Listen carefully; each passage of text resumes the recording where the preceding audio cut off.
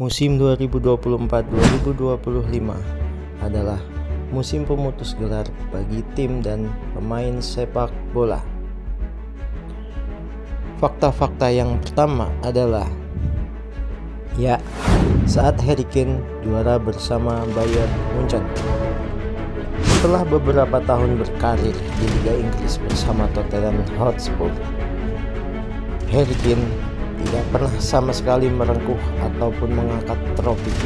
Namun, setelah 2 tahun pindah ke Liga Jerman bersama Bayern Munchen, akhirnya Harry Kane mampu mengangkat trofi.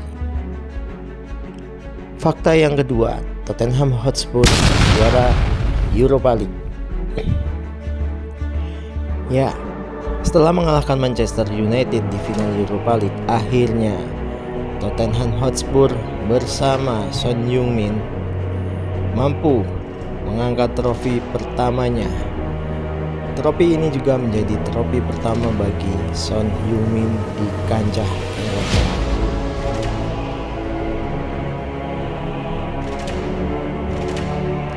Fakta yang ketiga adalah saat Newcastle United juara Carabao Cup.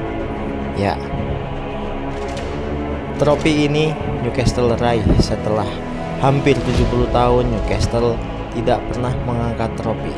Newcastle berhak memenangkan kejuaraan ini setelah mengalahkan Liverpool di final dengan skor 2-1.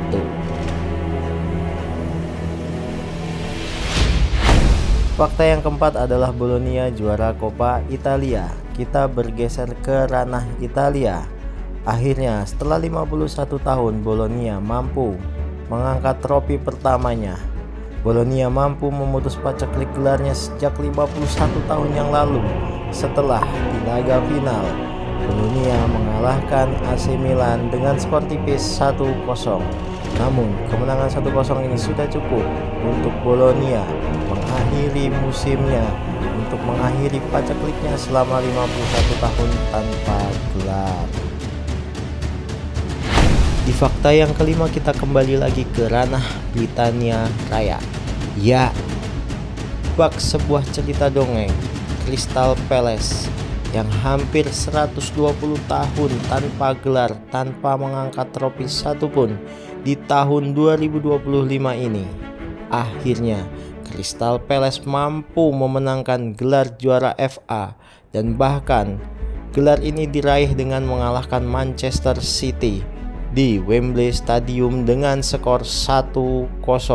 Pencapaian ini menjadi pemutus gelar setelah 120 tahun Crystal Palace tanpa satu gelar mayor.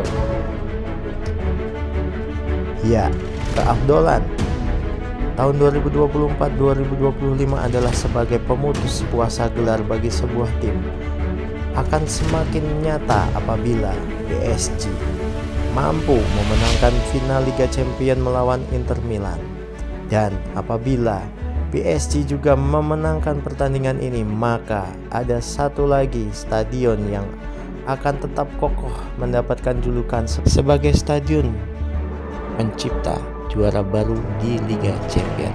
Sebagaimana kita ketahui, Liga Champions selalu memunculkan juara baru bila bermain di Allianz Arena pada laga final. Mana sajakah tim yang sudah menjadi juara baru ketika bermain di Allianz Arena di laga final?